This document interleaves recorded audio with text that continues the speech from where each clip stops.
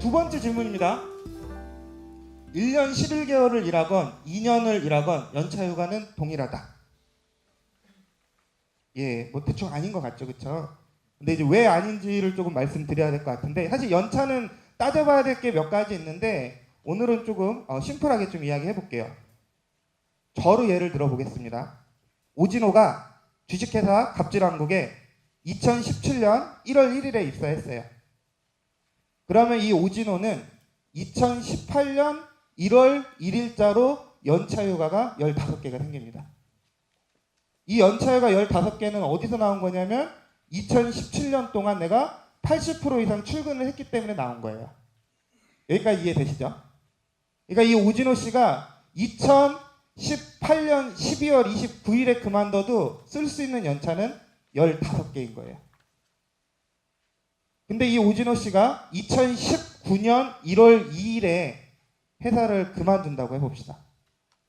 그러면 이 오진호 씨는 2019년 1월 1일자로 연차휴가가 15개가 더 생겨요. 왜? 2018년도에 80% 이상 회사에 나왔으니까. 무슨 말씀인지 아시겠죠? 연차휴가는 근속 기간에 따라서 이렇게 정비례로 생기는 게 아니에요. 1년을 근속해야 생기는 거죠. 그러니까 여러분들 퇴사하기 전에 이런 것들 한번 꼭 따져보셔야 돼요. 1년 11개월 일하고 퇴사하는 거랑 2년 일하고 퇴사하는 거랑 뭐가 더 이득이겠어요? 당연히 2년이죠. 그렇죠? 두 번째, 회사 규정을 확인하라입니다.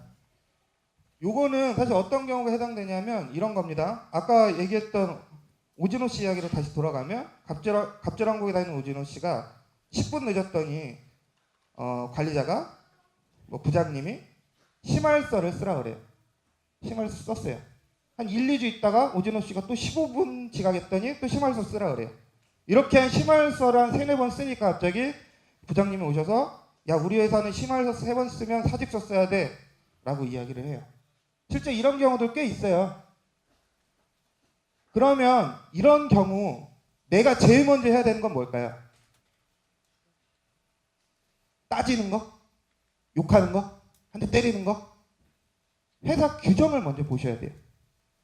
직원이 10명 이상인 회사에는 다 뭐가 있냐면 취업규칙이라는 게 있거든요. 그거 다 일하는 사람들이 볼 수 있게 비치해놔야 돼요. 그리고 그 취업규칙을 보시면 징계를 어떻게 내리는지가 정해져 있고요. 징계에 대한 양정등이 나와 있는 경우도 있어요.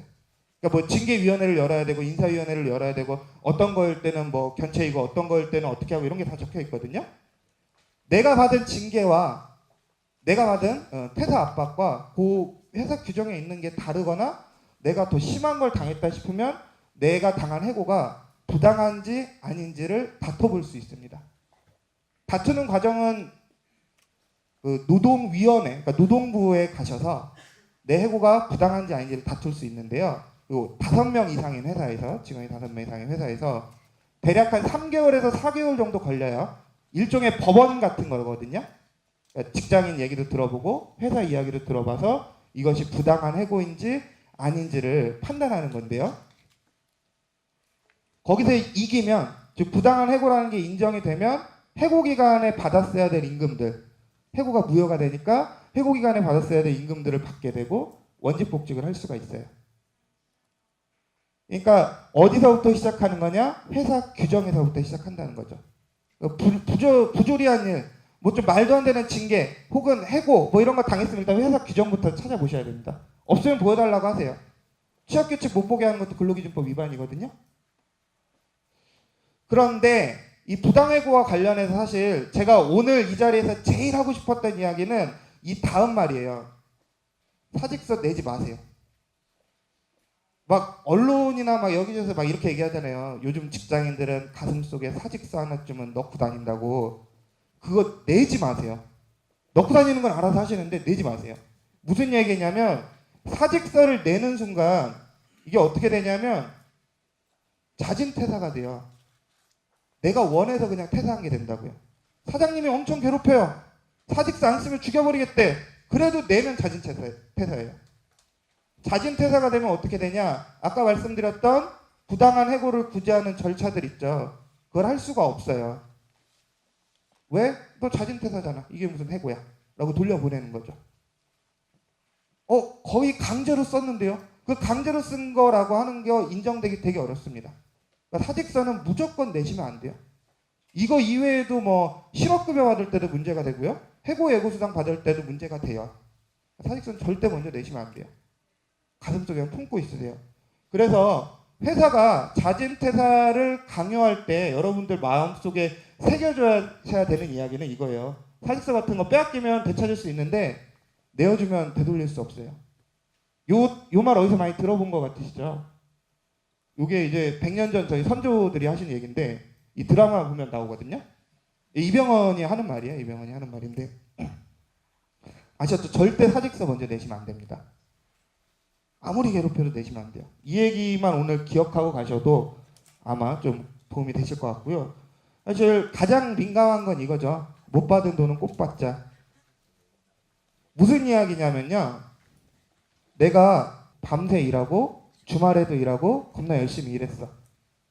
그런데 해고가 돼버리면 억울하잖아요. 그렇죠? 그러면 내가 여태까지 일하면서 못 받았던 돈들을 노동청에 체불임금 진정이라는 절차를 통해서 받을 수 있거든요. 3년치까지 해서. 진정을 넣으면 근로감독관이 어쩌고저쩌고 판단해서 사장님한테 돈 내라고, 돈 주라고 이렇게 얘기를 해요. 근데 이 경우 가장 문제가 되는 경우는 이런 겁니다. 제가 하루에 막 3시간씩, 4시간씩 일해서 한 달에 한 100시간 야근을 했어요. 너무 억울해서 체불임금 인정을 냈는데 사장님이 이렇게 얘기하시는 거예요. 네가 언제 100시간 일했어? 혹은 아니 저 사람이 사무실에 나온 것 같긴 한데 내가 뭐 시켜서 애가 일한 게 아니고 지가 나와서 뭐 했는지 나도 모르겠다. 그냥 자발적으로 와서 인터넷 서핑했는지 유튜브를 봤는지 내가 알 게 뭐냐. 이렇게 얘기하면 되게 골치 아파지거든요. 그러니까 퇴사를 결심하고 퇴사를 당하고 어떤 기한이 남았을 때 여러분들이 제일 먼저 하셔야 되는 거는 회사가 나에게 어떤 업무를 지시해서 내가 야근을 했다는 기록, 연장 근로를 했다는 기록들을 모아 놓으시는 겁니다. 이런 것들이요. 특히 회사 단톡방 이런 거 그만두면 이제 신나서 이제 바로 나가시는데 나가지 마세요. 그런데 그런 거 있잖아요.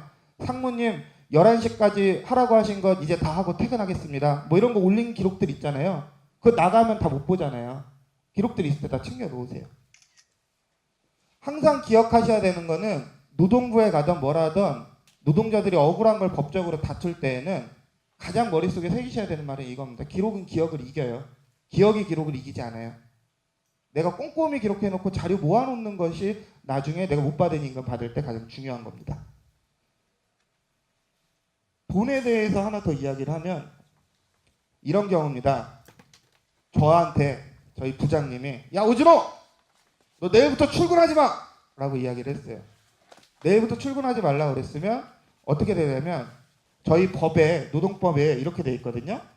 30일 전에 예고를 하거나 30일 전에 예고하지 않았을 때 30일분의 통상임금을 지급해야 된다고 얘기했어요. 지금 저 내일부터 나오지 말라고 이야기 들은 거잖아요. 그러면 30일 전에 통보한 게 아니죠. 그러면 저는 30일치에 임금을 받아야 되는 겁니다. 이게 해고 예고수당이에요. 거꾸로 이렇게 해도 똑같아요. 야 오진호 너 인수인계 받고 인수인계 열심히 하고 다다음 주까지만 인수인계하고 나오지 마. 다다음 주면 보름 정도 되잖아요. 30일 안 됐죠? 그럼 해고 예고수당 30일치 받으시는 겁니다. 이것도 꼭 챙기셔야 되는 돈이에요. 내가 해고를 어떻게 당했는지. 이 모든 과정에서 제일 중요한 건 사직서 쓰면 안 돼요. 사직서 쓰면 이것도 못 받습니다. 다시 한번 좀 확인해 볼게요. 퇴사 시점은 신중하게, 회사 규정을 확인해라, 사직서는 내지 마라, 못 받은 돈은 꼭 받자. 이 4가지 잊지 마세요. 특히 사직서 내지 마라. 사실 이렇게까지 얘기하고 나니까 약간 좀 법이 이런 것도 할 수 있구나라고 느끼시는 분도 있고 이것밖에 안 되라고 생각하시는 분도 계실 것 같아요. 이런 경우에 그러니까 법은 최저 수준을 정해놓는 것이고 최저 수준보다 위의 것들을 근로조건을 얻기 위해서 사실 우리 헌법이나 노동법에서는 노동조합 만들라고 이야기를 합니다. 그 법에 그렇게 돼 있는 거예요. 그래서 제가 뭐 하나 자료 가져와 봤는데 지금 보여드리는 게 그 민주노총이 만든 모범단체 협약 아니거든요. 회사와 하는 약속이죠. 보시면 해고가 부당한 것이 인정되면 평균 임금의 200%를 추가해서 가산 보상해야 되고 관련 행위자는 15일 이내에 감봉 이상의 중징계를 해야 된다. 이렇게 돼 있어요. 그냥 우리가 노동부에서 다툴 때보다 훨씬 더 나은 상황이죠. 하나 더 볼까요? 아까 얘기했던 해고 예고 수당인데요. 법에는 해고 예고를 30일 전에 하라고 되어 있는데 노동조합 모범 단협안에는 60일 이전에 통보해야 되고요. 60일 전에 통보하지 않았을 때는 90일분의 임금을 지급하라고 되어 있습니다. 노동조합을 만들고 노동조합의 어떤 모범 단협안을 좀 체결할 수 있으면 이런 것들을 좀 얻을 수 있는 거죠. 물론 뭐 한국 사회에서 노동조합을 되게 에 대한 부정적인 인식이 많긴 한데요. 아무래도 정부가 바뀌고 나서 좀 분위기들이 바뀌는 것 같아요. 지금 보여드리는 건 대통령 취임 100일 기자회견 때 대통령이 한 말인데 노동조합 결성을 막는 부당노동행위를 강력히 처벌할 것이라고 이야기를 하고 있어요. 요거는 꼭 기억해 두세요. 예, 그래서 회사가 너무 괴롭혀서 회사 그만두고 싶다라거나 회사가 너무 짜증나서 더 이상 여기 못 있을 것 같아서 그만두시고 창업하시려는 분들은 창업하시기 전에 한번 생각해 보세요. 내 노동조합을 만들기 위해서 고생하는 리스크와 그리고 창업을 했을 때 내가 가져야 될 리스크 중에 어떤 게 큰지 이런 걸 한번 꼭 비교해 보시면 좋겠습니다. 사실 제가 말씀드릴 이야기는 뭐 요 정도가 다인 것 같아요. 뭐 직장에서 생활하시다 보면 제가 말씀드린 이 해고 사유 말고도 뭐 괴롭힘이나 임금 문제 등으로 되게 좀 짜증나시고 답답한 일들 많으실 텐데요. 그러실 때는 언제든 저희 직장갑질 119 오픈 채팅방이나 이메일을 통해서 문의를 해주시면 될 것 같아요.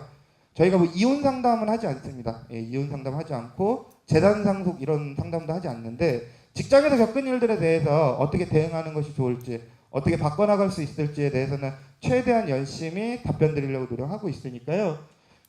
언제든 편하게 문의해 주시면 좋을 것 같습니다. 오늘 제 강연은 여기서 마치겠습니다. 감사합니다.